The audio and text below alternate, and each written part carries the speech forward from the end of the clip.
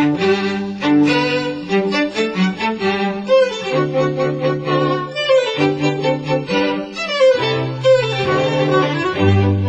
there is a real strategic necessity, as far as Hitler's concerned and the Nazis are concerned, to hold on to Normandy as absolutely long as possible. That's really why they fight so close to the coast. That was James Holland discussing the Battle for Normandy in 1944.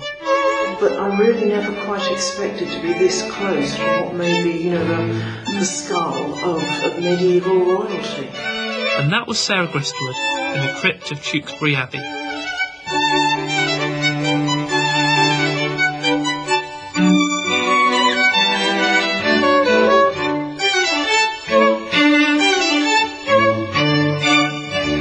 Hello and welcome to the History Extra podcast.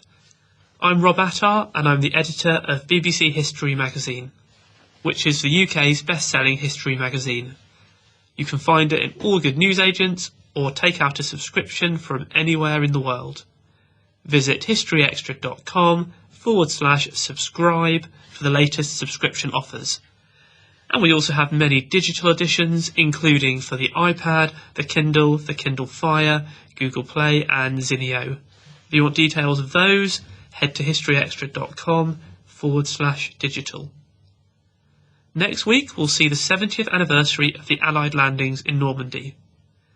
D-Day opened up a new Western Front in the battle against Nazi Germany and helped set the course for a divided Europe after the Second World War. To get the lowdown on this momentous event, I caught up with military historian James Holland, who is presenting an upcoming documentary on the landings and has written an accompanying article for the latest issue of BBC History magazine. The premise of your article is that D-Day and the Normandy campaign have been rather unfairly done down. Why have you come to this view? Well, I suppose really it's to do with that kind of missing third level of war. I mean, I think the historiography of the Second World War and particularly D-Day and Normandy has really concentrated on the strategic level, the kind of overall aims of what it's about, what the Germans are trying to do, what the Allies are trying to do, and the tactical level, the man in the foxhole, the pilot flying his P-47 Thunderbolt, the actual engagements happening on the ground. What has been given fairly sort of scant regard is the operational level, which is the nuts and bolts and how it all works together and that kind of the logistics, the supply, the kind of how you gel the strategic and the tactical levels together. And it's that level that has been kind of understudied or hasn't been looked at in conjunction with the other two, I suppose. And when you do start looking at that, you start realizing that there is a whole level of complexity to this which has just been left out of the story, which then throws open all sorts of different perspectives, I suppose. What are people saying, and what are historians saying that's giving the kind of negative pull over D-Day? What are their criticism of it? Well, when you say D-Day, I'm talking more about the whole Normandy campaign rather than D-Day itself. I think particularly the underwhelming effort of the Allies, that somehow the Allies are bashing their heads against a brick wall of highly motivated, highly trained, tactically flexible German troops, and not getting very far. And this is criticism that happened at the time. I mean, there was an appreciation of how the battle was going to play out beforehand, which was broadly there was nothing more than guidelines. But, for example, on sort of D+17, just after a couple of weeks after D-Day, it was expected in the pre-invasion appreciation that the Allies would be some 50 miles inland, which is why they hadn't really particularly bothered with training to fight through Bocage country, for example. Part of the D-Day, the pre-invasion plans have been to capture the high ground south and southeast of Caen, which high ground is obviously advantageous, but also from there we could start building airfields. So there is this expectation that the Allies are going to be further in than they are. And the Germans don't do what they've done previously in the war. They don't wait for the enemy to come forward, engage them, then retreat, leaving a skeleton force behind, making the Allies fully deploy. What that does is lead to a very slow attritional retreat back. But because of the strategic importance of Normandy, Hitler insists that there can be no trading of space for time, as there is in the Eastern Front, or indeed as there has been to a certain extent in Italy and North Africa. And they have to fight really close to the coast. And actually, this has just been ignored. You know, this factor that it doesn't really matter where the Germans are being defeated, as long as they're being defeated. And actually, it plays to the Allies' advantage that the Germans do insist on fighting close to the beach, because obviously that means Allied lines of supply are shorter. It means that the Germans are within range of offshore naval guns, which is very much to their disadvantage. And while their own lines of supply are further. But the reason for this, of course, is that once Normandy goes, then Brittany is going to follow. The V1 rocket launch sites, in which Hitler holds great stall, are just in the northern France, not far from Normandy, in the Pas-de-Calais. He's still hoping that is going to be decisive, even though clearly it's not. The Battle of the Atlantic has been defeated in May 1943, but there's new Mark 20 U-boats coming in, and Hitler still hopes that they might be able to achieve something. They're not going to be if those Atlantic ports are in Allied hands. So there is a real strategic necessity, as far as Hitler's concerned and the Nazis are concerned, to hold on to Normandy as absolutely long as possible. That's really why they fight so close to the coast. But what that does mean, that all those pre-invasion appreciations, the sort of estimation of what's going to happen, gets completely blown out the window, and therefore the Allies are forced to fight so close to the coast. But of course, if you're Eisenhower or you're Churchill or you're Roosevelt, what you're seeing is you're looking at lines on a map and you're seeing Allies just sort of not going any distance at all. And that starts to cause you worry, because in exactly the same way that Hitler wants to keep the V1 rocket sites functioning, the Allies want to get them out of the way as quickly as possible. They're also very mindful of the huge advances of the Red Army on the Eastern Front. And so there is this political imperative to get on with it. And that starts to kind of mar the whole image of what is happening in Normandy, which is further compounded by the fact that Monty is just so very bad at explaining to his superiors exactly what is going on. If Montgomery had said to Eisenhower, look, I know this isn't going quite according to plan, but don't worry about it. You know, it's not us that's banging our heads against a brick wall of Panzer divisions. It's the Panzer divisions that are banging their heads against a brick wall of the Allies. You know, that's far more important. What's happening is we are grinding them into dust. Hold your nerve, it will be fine, because if we can defeat them entirely here, then once the floodgates are open, then we'll be away. And of course, that's exactly what happens. So your contention is we have to judge the whole Normandy campaign, compare that to what the objectives were, and see if they succeeded in that case? Yeah, absolutely. I mean, it's very interesting that, there's a rather wonderful diary by a chap called Chester B. Hansen, who was the senior aide to General Bradley, who was the American Ground Forces commander. And Hansen kept a very detailed diary, and there's one entry he makes where he's visited by a senior reporter from the New York Times. And the New York Times guy goes, this is ridiculous. You're not getting anywhere. You've got to take more risks. You've got to just go for it. And Chester Hansen makes the point that this journalist is, he's being an armchair historian. He's looking at it from the maps. He's looking at it from what he's hearing in the corridors of power. He's not looking at it from the perspective of those on the ground. They're not realizing the complexity of the situation, and they're not realizing that actually it works to the Allies' advantage to defeat the enemy really close to the coastline, rather than having a long, drawn-out campaign across the whole of France. Am I right to say that there's another criticism that there was too much loss of Allied lives in D-Day and the early Normandy campaign? Would that be a fair criticism? I don't think it is. I mean, what the Allies work out in the Second World War, and what Britain works out, before war opens, is that what they want to do is they're going to fight a highly technological, mechanically based war that is going to keep the number of guys that are actually fighting at the coalface to a bare minimum. And this they do spectacularly well. But you can only protect those people so much, and the bottom line is that technology hasn't advanced sufficiently that you can avoid high casualties at the front.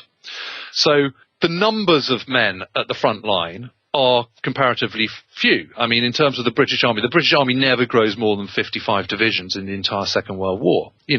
Germany goes into the invasion of the West in 1940 with 135 divisions. for example. So, it's always been our intention to be very manpower light at the coalface. The problem is if you are at the coalface, your chances of getting through it unscathed are almost, they're very, very bad. They're worse than they are in the First World War, for example. So overall, proportionally. And there's just no way of avoiding that. And what the Allies have worked out by the beginning of 1944 is that the way to defeat the Germans in the field is not to try and ape them, not to try and do what the Germans do, but to do what they do and use their own resources to the best possible way they can. And the way to do that is to build up a huge arsenal of firepower, which they have the money and factories and machinery to be able to achieve, and use that to absolutely hammer their enemy. What they also realise is that the Germans have a sort of deep-rooted part of their DNA is to constantly counterattack. It all goes back to, Clausewitzian theories of war and all the rest of it. So what the German theory behind that is that what you do is you let your enemy come on, and when they've overextended, they're at their weakest, they're at the most disconnected, then you counterattack with a big punch. The problem with that is that it's quite easy to save lives while you're dug in a defensive position. I mean, if you're in a foxhole, the only way someone's going to kill you is if a shell absolutely lands on your head. So casualties can be quite light, and you can maintain that defensive position comparatively easily and without too many losses. The point is that if the moment you do a counterattack, you have to get out of those foxholes, get out of those defensive positions and expose yourself. And the moment they do that, the full Allied arsenal, in the case of Normandy, of artillery, air power and naval power, absolutely mashes them. And they get completely blown to pieces. And it happens every single time. And what the Allies are doing is probing forward in an effort. The infantry and the armour are the carrot that is to lure the Germans out of those defensive positions. And it works spectacularly well. It's just very unfortunate if you happen to be one of those infantry or one of those tank guys that has to do the probing forward and has to be the carrot. Do you think that films and programmes such as Band of Brothers and Saving Private Ryan, however good they are, have skewed our understanding of D-Day and Normandy? Well, yes, definitely, because I think most people still think that D-Day was a predominantly American show, and it's just not true. I mean, all three service chiefs were British. 2/3 of the air forces used were British. 2/3 of the men landed were British, if you include the Canadians, who were part of one of the British Dominions. 3/4 of the warships are British. 3/4 of the landing craft are British. So the idea that it's a predominantly American show just isn't the case. So yes, they have skewed it, but I mean, I'm a great fan of both films, and particularly Band of Brothers, I think, is superb miniseries, and much of what they've done to depict what it was like being an American paratrooper fighting through D-Day, Normandy, and through to the end of the war is about as true a depiction as you're ever going to get. Of course, there's little things that are mistakes, and the purists can pick up on that, but, it's a fantastic series, and, particularly the portrayal of the taking out of the 4 guns at Breacaw Manor, for example, on D-Day is just, it's brilliantly done. But of course, you're only seeing it from the American perspective, and I think that is one of the failings of the American retelling of the war, that they do tend to look at things through the narrow prism of their own experience. And I sort of feel that 70 years on, that's not terribly helpful. I think it's much more important to look at things in the round, in the 360-degree perspective. For the Allies, D-Day is clearly one of the defining moments of the war, but how important do you think it was to the overall outcome of the conflict? At that point, weren't Germany essentially defeated anyway? Yeah, I think Germany was finished, and it's very interesting to look at the point where Germany really should have thrown in the towel. And I think you can argue that it's the winter of 1942. Maybe it's Stalingrad, maybe it's Tunisia in May 1943, maybe it's as late as Kursk. But there's a good case for saying it's the winter of 1942, just because they've got to a point where they're no longer going to win. And it's very interesting when you look at Germany in the First World War. I mean, why do they sue for an armistice? They sue for an armistice because they can't afford it anymore, and they're clearly not going to win. So on that basis, the winter of 1942 certainly seems a valid argument, I think. The difference is that Hitler's, he's not normal. For Hitler, it's all or nothing. He doesn't talk of grey areas. He doesn't talk of sort of half victories or half losses. It's there will be a 1,000-year Reich or there will be Armageddon. There's nothing in between. So such is his will that they are going to fight on until the bitter end. But, you know, what D-Day does, the successful invasion of France, what it does is it seals the German fate an awful lot quicker. And there is absolutely no doubt that strategically Normandy and France are of much more strategic importance to Hitler and Germany than the Eastern Front is. I mean, I think we've been very overly seduced in recent years by the huge casualty figures in the Eastern Front. And, you know, while no one should be belittling what happened on the Eastern Front, I think one does have to be careful to not equate casualty figures with strategic importance. Do you think that one of the most important things about D-Day is what that meant for the post-war world, that the Western Allies had a stake in Europe afterwards? Yeah, it's very, very interesting. I mean, I was talking to Michael Wood, you know, one of your columnists and a great historian, just the other day, and he met Monty and had a long conversation with him some years ago. In 1966, actually, the 900th anniversary of the Normandy invasion of Britain. And when he spoke to Montgomery, all he was talking about was his post-war disappointments and, you know, there's his sadness that Europe had been split up and the Iron Curtain had been developed and all the rest of it. And, you know, and he still profoundly felt that had they followed his strategy, that none of that would have happened and that Germany would have remained in the West and blah, blah, blah. I mean, you know, you can argue the toss about all that. But certainly it would have been a hell of a lot worse if we hadn't invaded. You yourself, in your work, have met, I know, lots and lots of veterans of D-Day. What kind of impression do you get of how they view the events now from this distance of 70 years? Well, it's very interesting. You have to be careful because a lot of people, they tend to kind of put what they've read subsequently about the overall state of the campaign and what happened, they sort of absorb that into their own personal testimony. So you have to look at it, you have to sort of talk to them with a certain amount of caution. I mean, I think what really amazes me is, and this leads on to the sort of more of the general thesis, is that when you talk to American and British troops, you realise that they have a better, particularly, you know, I suppose tank commanders and officers and so on and senior NCOs, rather than sort of privates who are just sort of trying to keep their head down. There is a greater level of understanding, appreciation of the fighting art and what needs to be done, and a sort of sassiness and a kind of sort of level of experience that doesn't sit with the kind of traditional view of British troops constantly kind of being stodgy and endlessly brewing up tea and not really bothering. And ditto Americans, this idea that they're kind of sort of, you know, they don't bother shaving and they call officers by their first name and they're all a bit slack. That doesn't ring true to me with what I hear them saying. Similarly, when you talk to German veterans, you don't get any sense at all that they understand concepts like mission command or Austrag tactic, or that they're particularly well trained. I mean, I was talking to a German Fallschirmjäger, a German paratrooper the other day from the 3rd Fallschirmjäger Division. And, you know, his paratroop training was 3 weeks long. That was basically his training. Then he was sent to Brittany, where he continued training in position. And what they trained to do was route marches, laying mines, digging foxholes, a bit of firing. I mean, they never once trained with tanks, for example. And you sort of think, well, they're the elite ground forces in the Wehrmacht, and yet this idea of them being sort of tactical geniuses and hugely flexible and operationally flexible, it just doesn't really ring true. And I mean, you've been over to Normandy, I know, quite a few times. How do people who live there now, how do they view these events? Well, it's interesting. You might expect them to be quite bitter about it. I mean, you know, Caen was almost completely obliterated.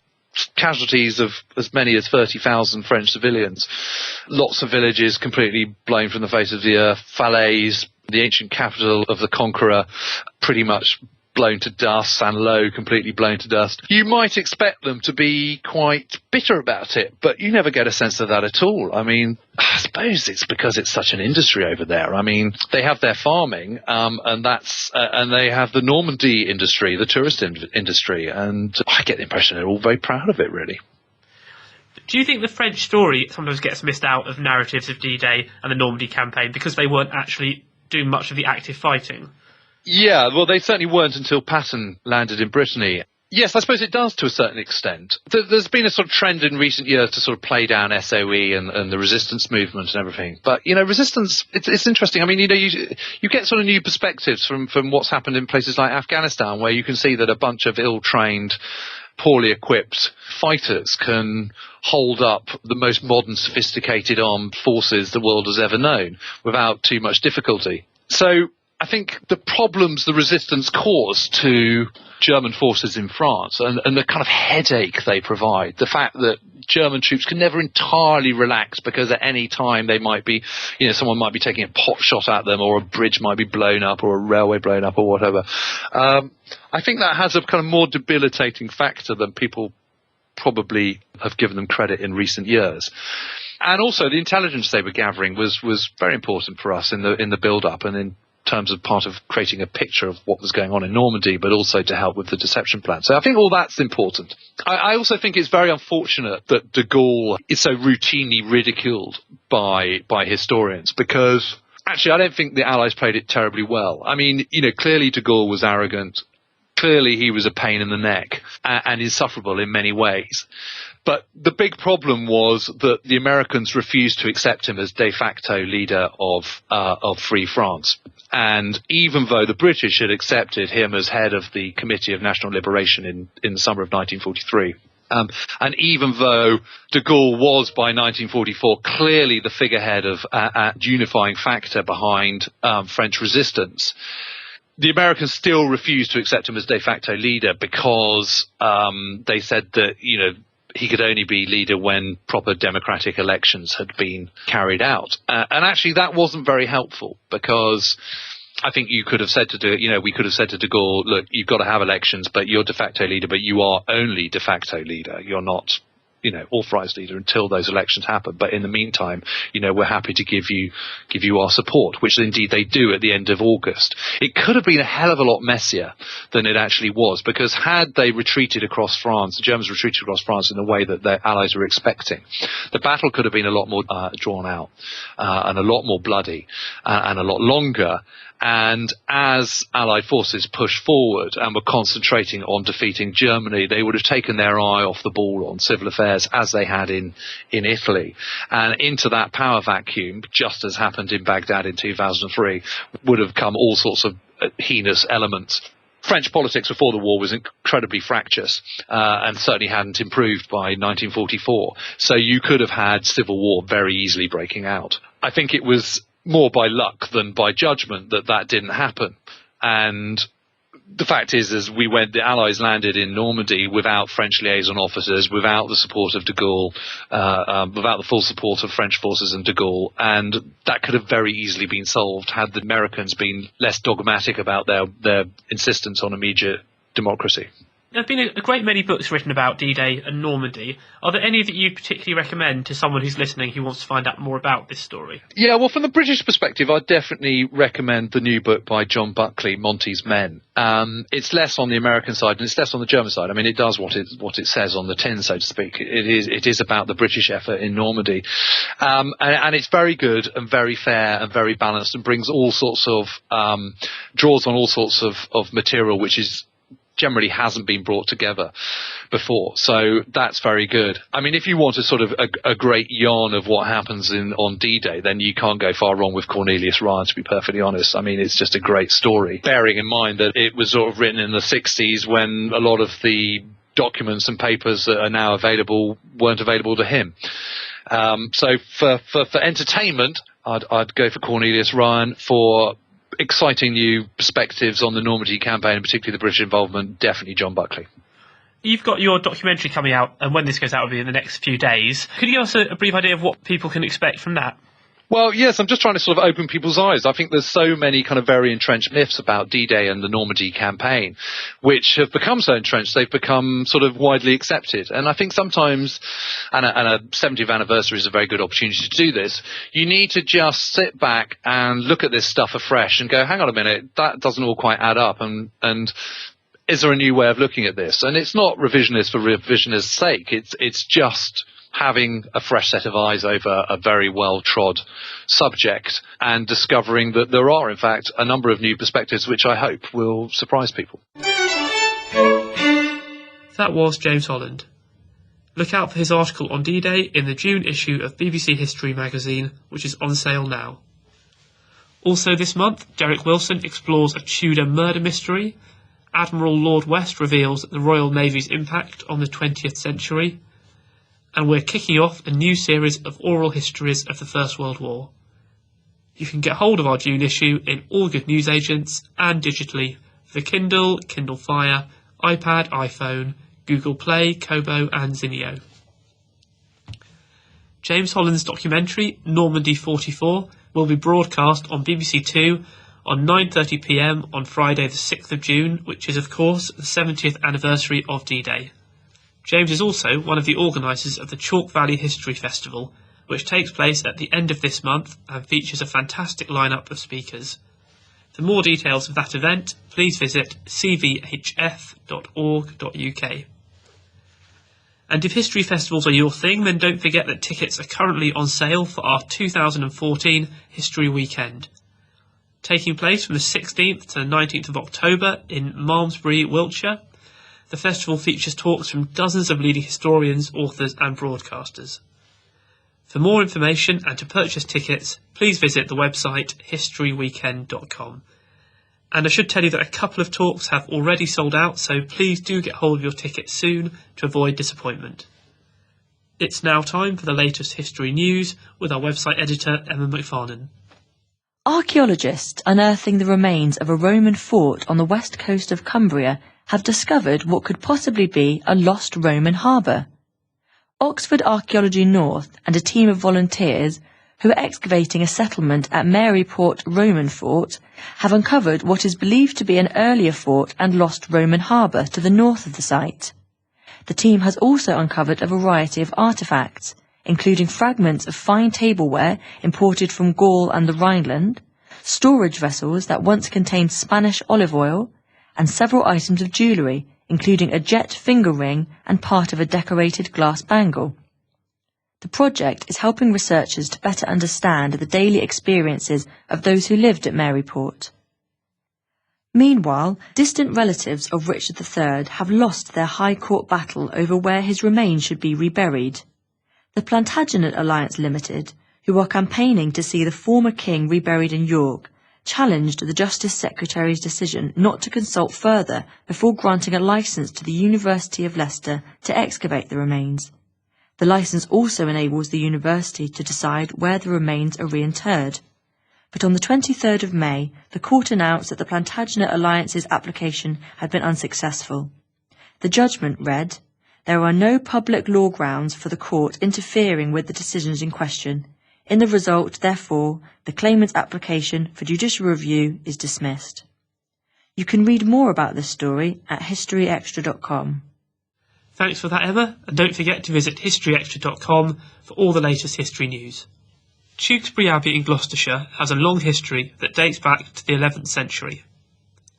But it is for its role in the Wars of the Roses that the Abbey is often remembered, when a bloody battle for the crown of England was fought in the fields that surround it. Our features editor, Charlotte Hodgman, met historian Sarah Gristwood at the Abbey to find out what led to the bloodshed of the 4th of May 1471. So we're in the beautiful Tewkesbury Abbey, just near to the battleground where the famous Battle of Tewkesbury took place. Can you maybe tell us a little bit about the background to the battle, what led up to it and why it happened? The Battle of Tewkesbury was what effectively ended the so-called Lancastrian readeption. So after 10 years of Yorkist rule, Edward IV on the throne, Warwick, the so-called kingmaker, made an unlikely alliance with the Lancastrians, with Margaret of Anjou, her son, and her husband, the deposed Henry VI. So they put Henry VI back onto the throne, and briefly Edward and his Yorkist forces had to flee into exile abroad. That happened in the autumn of 1470. However, in the spring of 1471, the Yorkists were back. Edward was back with new forces. Clarence, who was married to Warwick's daughter, Isabel, and who obviously had at first been, allied with Warwick, came over back to his brother's side. So by the time the Battle of Tewkesbury came around, there were all three York brothers here. Yeah. Edward, Clarence and Richard, Duke of Gloucester, the future Richard III. And they met here the forces of Margaret of Anjou, the Lancastrian queen, who was here with her son, the Prince of Wales. And there had already been quite a serious battle at Barnet about a month prior to the Battle of Tewkesbury, which has seen the Lancastrians quite thoroughly defeated. What made them carry on after that? Well, for one, I mean, they didn't have very much choice but to carry on. But yes, the Battle of Barnet was fought on exactly the day that Margaret of Anjou landed back in England, having spent, obviously a long time of exile in France. Yeah. But so she was greeted by this news that Warwick, her great powerful ally, had been killed, and the chronicles report that understandably she was very heavy, massively distressed. But nonetheless, she had an army with her, and she was trying to get across the Severn River into Wales, where Jasper Tudor was also assembling forces. So there was still a very real chance that they could have won. Edward had a huge victory at the Battle of Barnet, yes, and Warwick was killed. But winning one battle doesn't win a war. When they met here, it really, I think, it could have gone the other way. Yeah. I mean, Margaret of Anjou, she sounds quite a formidable lady. Was she the driving force, I think, behind this? I mean, she was sort of driving her son on, wasn't she? I think there's no question that Margaret of Anjou was the driving force of the Lancastrian royal family, with her great allies among the nobles, men like the Duke of Somerset. Her husband, Henry VI, after all, had these long periods of insanity. That's what really started, the conflict, the turmoils off, and gave the Yorkists their opportunity. Her son was still a teenager, of whom, we don't know that much. No, it really was Margaret of Anjou who struck the all-important deal with Warwick. Edward was actually executed after the battle. Well, there are question marks over exactly what happened to Edward, the Lancastrian Prince of Wales, whether he died in the thick of the fighting, or very honourably, or whether, more likely, he was killed afterwards. And of course, as soon as the Yorkist forces got back into London, Margaret of Anjou's husband shared the fate of her son. Henry VI also died that night. It was put out that he died of, quote, pure displeasure and melancholy. Yeah, sure. I mean, I think everyone knows what happened to him. But of course, that really took Margaret of Anjou out of the game, because then, with no son and no husband, she had no cause for which to fight. So the Battle of Tewkesbury, what happened here, really did end the Lancastrian cause for the next decade and more. Kind of makes you wonder what would have happened if Anne, because Anne was married, wasn't she? Anne Neville was married to the Prince of Wales for a little short time. What would have happened if they'd had a child? Well, absolutely. If Anne Neville had had a son by the Lancastrian Prince of Wales, it would have given a cause, it would have given the Lancastrian cause someone for whom to go on fighting. But as it is, in those months of 1471, once Henry VI and his son were both dead, there wasn't anybody. Henry Tudor would not at that point have looked like an obvious Lancastrian candidate, partly because, of course, his own Lancastrian blood claim was really pretty weak. And also he was at this point himself still a teenager, so he went into exile abroad with his uncle Jasper, and it really did look as if the Lancastrian cause died here. It's only later events, it's only, the fact that a dozen years later Edward IV died early of illness, leaving again only a child to succeed him, and then Richard III's takeover that fractured the Yorkist cause and gave the Lancastrians a new opportunity. But no one knew that the spring-summer of 1471. And of course it's thought that Edward, Prince of Wales, is actually buried quite near to where we're sitting now, just underneath the sun in splendour, yes. which of course is the symbol of the Yorkist dynasty, the sons of York, yes. But of course the plaque and probably the painting are a Victorian. Yes, we know that Edward is buried here, and some time ago apparently they did find some bones which could possibly be those of the Lancastrian prince. But, barring another Richard III at Leicester moment, we don't really know. And of course the Abbey is also known, it was used as a sanctuary, wasn't it, by some of the fleeing Lancastrians after the battle. And it's, could you tell us a little bit about that? Yes, this is one of the most controversial things. The Abbey, we believe that, that Margaret of Anjou and those around her would have sheltered here during the battle, maybe watched from the tower. But afterwards, as the Lancastrians, were fleeing in defeat, many of them came into the Abbey and tried to claim the right of sanctuary.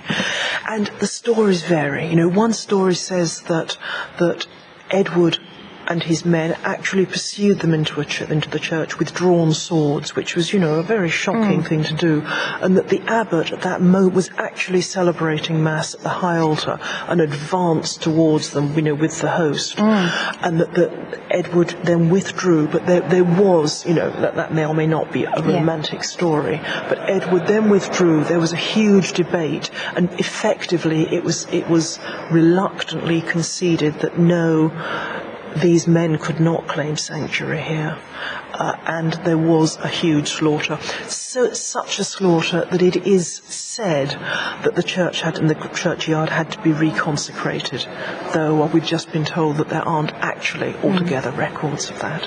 How did people react to that event? Well, you see, here you come up against one of the big issues about the history of the Wars of the Roses, which is it was very much a propaganda war. See, after all, most people in the country wouldn't necessarily have known anything about what was happening here, and when they were informed, they'd probably have had the official Yorkist version. I mean, I'm quite sure it caused shock and horror among all those who knew about the slaughter. Especially if there were, acts of violence on consecrated ground. But there are several different reports. There's one, the arrival of describing Edward's, resumption of the throne, which has him behaving in the most chivalrous fashion possible. So I think one can't altogether assume that everyone in England then would have known exactly what had gone on. And that is kind of the image you have of him, isn't it? The sort of the tall, handsome golden king. Prince, yes. And then to have this sort of event happening, that's right. And then also the death of Henry. Under such suspicious circumstances, yes, that's right. But then, of course, later, in the Tudor reign, then, the pendulum had swung right round again, so then we're hearing the Lancastrian version, and there'd have been every enthusiasm to tell, how appallingly. Do you think it happened in the Abbey, or? My guess is I'd have thought not in the Abbey. I'd have thought outside the actual doors. Yes. And do we know how many? And we know. Well, what we know, of course, is that the leaders were taken off, and the next day there was a kind of nominal show trial in the marketplace, and they were executed there, and buried here, and buried in what's now the shop, I believe. And what happened to Margaret of Anjou and also to Anne Neville, who were they around this area when the battle was actually taking place? Well, Margaret was here, yes, certainly, and so we assume that most likely Anne was with her. But they fled. They were captured 3 days later, somewhere near Malvern, so sort of some miles away, having taken shelter in a poor religious house, is how the description went.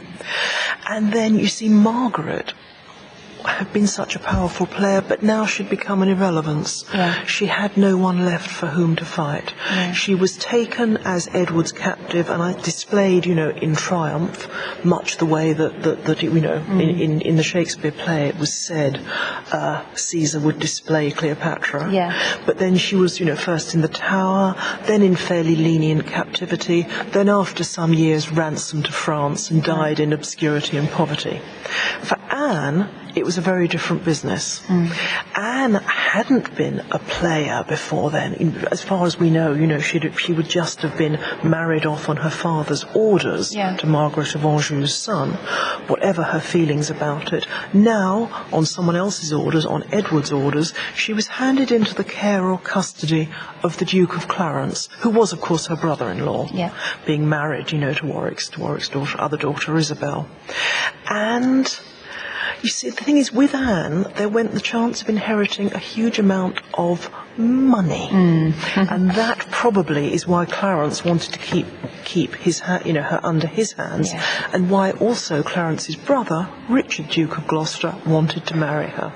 And there were lots of stories that Richard was after Anne, that Clarence actually kept her hidden away, and that Richard had to smuggle her out. There are stories of her being disguised as a kitchen maid before Richard married her. And, some people like to think that this was a wonderful romantic story, that Anne and Richard, who would have known each other in childhood, were secretly in love. Well, anything's possible. But I'm afraid there's another story that says that Clarence said to Richard, to Gloucester, yes, fine, you can marry her as long as you don't have the money. And he wasn't interested. So, he wanted the lands with the lady. Sounds a little bit more likely, doesn't it? I'm afraid. And do you know much about the battle itself? Earlier we had a look at just behind the sacristy door.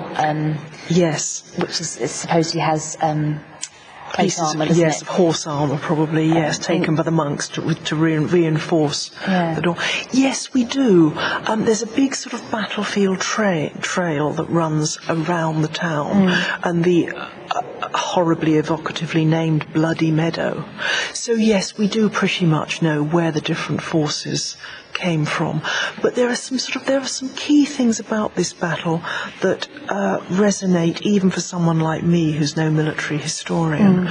It was early May, but it was unseasonably hot weather. The day before, Margaret's army and the Yorkists behind them, they'd had this huge forced march, because Margaret's army were trying to get across the Severn before Edward caught up with them. There was no food, there was no water, not even water for the horses. So that, the armies, particularly Margaret's, were exhausted. Yes, Edward, was as he always was, a clever campaign manager. He hid a party of horsemen in a wood. So I'm sure the fighting would have been the usual appallingly bloody and brutal tale of medieval warfare, but with a few added elements. One, the heat, the exhaustion, and also the treachery factor. One of the main Lancastrian commanders apparently went over to the other side, or there are stories, went over to the other side, and was, pursued by his commanding officer who beat his brains out with an axe, crying treachery, treachery. So it did have a peculiarly vicious edge. Yeah. That seems to be a theme that kind of goes through this period, of changing sides. Yes, it does. Well, that's it. I'm sure I started, as most of us did, as a child when I heard of the Wars of the Roses. You hear red on one side, white on the other, all very neat. Nothing like it. No. It's all about, these queasy coalitions, shifting allegiances, politics. So we've crept down into a rather small little crypt in Tewkesbury Abbey, haven't we? And in front of us is a glass fish tank containing what may or may not be the bones of George, Duke of Clarence, and his wife Isabel Neville. And I can't believe I'm actually looking at literally a glass fish tank with a plastic container, the kind you put leftover rice in the kitchen, in this small claustrophobic space which is usually shut off from visitors. But it's extraordinary. We've just heard this story how an 18th century mayor of the town thought that he and his wife outranked Clarence and Isabel, and that therefore he may possibly have had the bones chucked out or chucked into a corner and replaced them with his own. I can feel a Richard III at Leicester moment coming on. Definitely, yes. It's very small in here, isn't it? Very. You can touch the ceiling. Yeah, you can touch the ceiling and you could almost touch both sides. You would never know it was here, would you, really? It's just covered by a grate at the top. Grate and a sign. But I mean, it's very, very strange. We are literally looking at skulls. And various other bits of pelvis, anatomy. I think. Yeah. Yes. Well, yes, your anatomy is obviously better than mine. The skull is as far as I go. Yeah, but I really never quite expected to be this close to what may be, the skull of medieval royalty. So, what was Clarence doing at the time of the battle? Was he here fighting? Clarence was here fighting. All three of the sons of York were here fighting together, which is a story in itself, because Clarence had started these months and this campaign as his brother Edward's enemy. Clarence had made an unlikely alliance with Warwick and with Margaret of Anjou, had married Warwick's daughter, so Warwick was promoting him as an alternative for the throne. But amazingly, Clarence went back over to his brother Edward's side, and of course that played a huge part in winning Edward the campaign. That was Sarah Gristwood at Tewkesbury Abbey. You can read her feature on the battle in the June issue of BBC History magazine, which, as I mentioned before, is on sale now. And if you'd like to see images related to this podcast, including the fish tank of bones, please visit historyextra.com/Tewkesbury-Abbey. Well, that's almost all for this week. Do get in touch with your views on podcast@historyextra.com, and we'll do our best to read out some of your messages in future episodes. The debate about our theme tune continues to run, and one listener who's got in touch about that is Darryl Templer from California. Darryl writes, "Every week I look forward to your theme in the same way that I looked forward to the theme announcing the BBC World Service on times past. In both cases the content is richly varied. Please continue doing what you do so well." Thanks for that, Darryl, and do please keep your messages coming in.